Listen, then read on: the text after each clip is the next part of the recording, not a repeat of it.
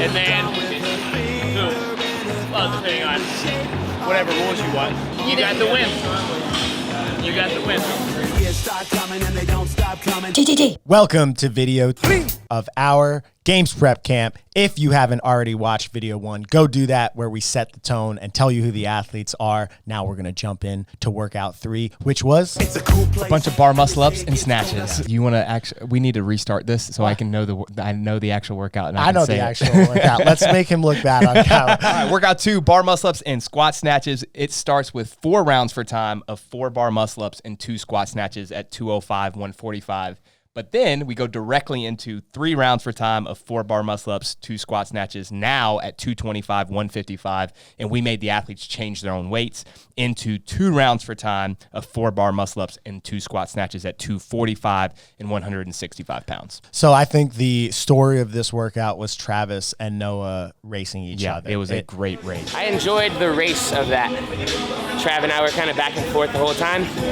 I don't get that in training too often, so it's good to have that push to try to stay ahead. Travis is you were judging him too, which is kind of the best part. Travis is kind of behind Noah almost the entire workout, gets to the 245 bar, kind of catches up in the first round of it, goes up to do the muscle ups. Noah gets down and kind of gets to the bar ahead of him a little bit. We got down to the final 2 snatches. I knew he was going to try to go touch and go. And so I just tried to time it out so that if I did 2 singles, I'd be picking up my last one at the same time he was touching the ground for his last one.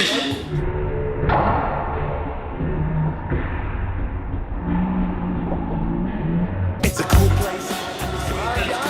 Took a chance. The snatches just went up in weight, but then I knew Noah was like right there. And in my head, I was like, if you try and touch and go, you might catch him and win. And so we had a standard was the 4-foot mat.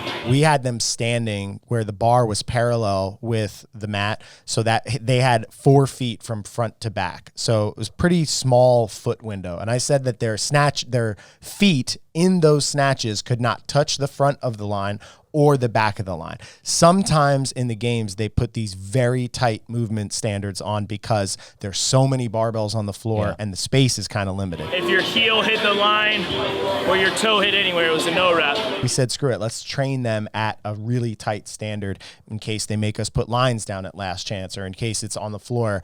So we did that. Travis is right there. They chalk up. They go to hit their first lift at the same time. I squat snatched the first one, then touch and go.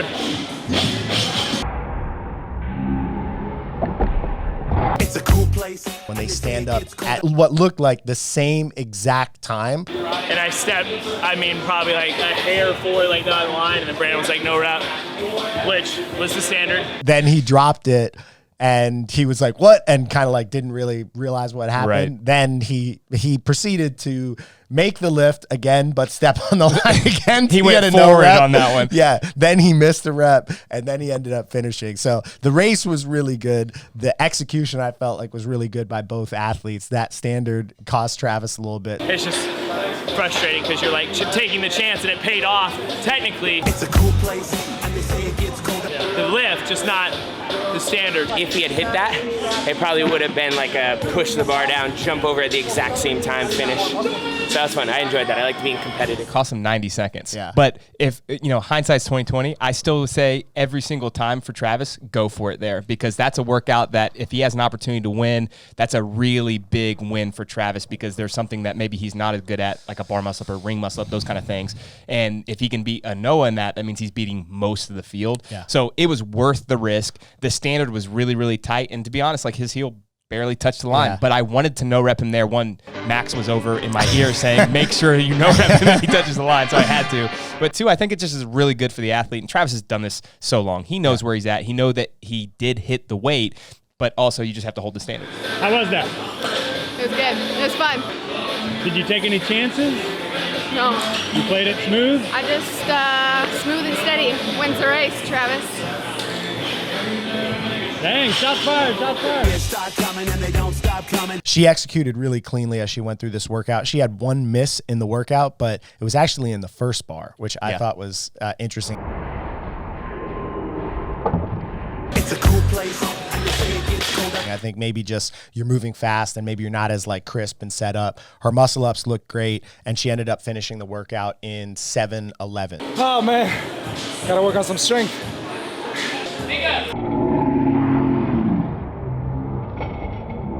It's a cool place. And they say it gets colder. But it's all good.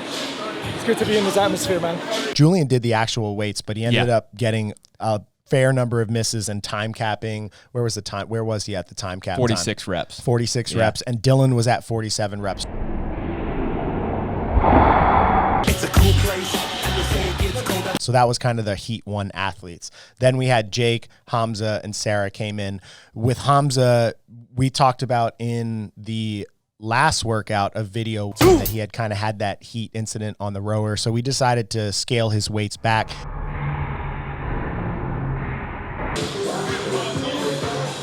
He ended up doing a modified version of it, still get the bar muscle up practice, still get the snatch practice, but his score's not really comparable to give you guys an understanding, which for athletes out there, if you are in one of these settings, instead of kind of just sitting out or quitting or getting down on yourself if something like that happens, figure out how to optimize and get what you can done so you're still getting better in these environments and, you know, practicing all the little details like your fueling, your hydration, your, you know, ability to corral or stand there and wait or not go on your perfect time. So hopefully that ended up being a good experience for Hamza. Yeah, and it was still good practice too, even though he was using lighter loads, just getting off of the pull-up bar onto his barbell, and then also changing the weights. I know that may seem silly, but practicing that before last chance really does help. How am I going to stand even when I'm changing the weights? How fast can I pull the clips off? All those little things are going to matter. Did you see Jake or did you judge Jake? I was judging Jake, so I got a good chance to watch kind of how he executed. And again, if you watch yesterday's video, what we talked about was the last chance athletes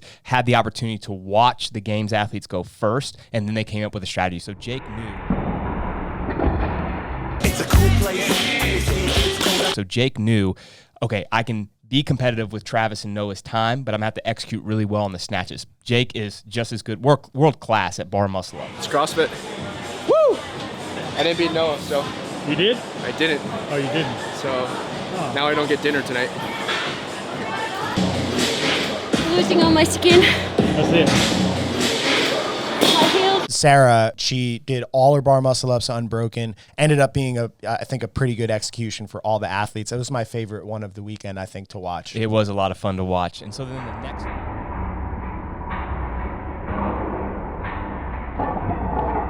It's a cool place. And they say it gets colder. Bonus rant. Bonus rant. Last night I went back and watched all the muscle ups from the games.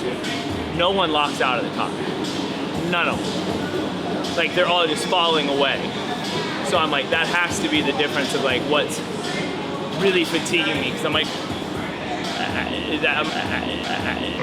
but it's like every single one of them is like this. And I think that's what's frustrating is when it's like, oh, it's still close. I'm like, I'm literally pausing at the top of a ring dip, like, and everybody else just falls away. I'm like, there's some discrepancy somewhere, but I don't know what it is. I literally went through and watched all the games, and everybody that's going fast, they're locking out and already falling away. I literally hit like a pause, and then fall, and I think that's just like even yesterday on the 30, that extra like half a second a rep, over 30 reps is 15 seconds just holding.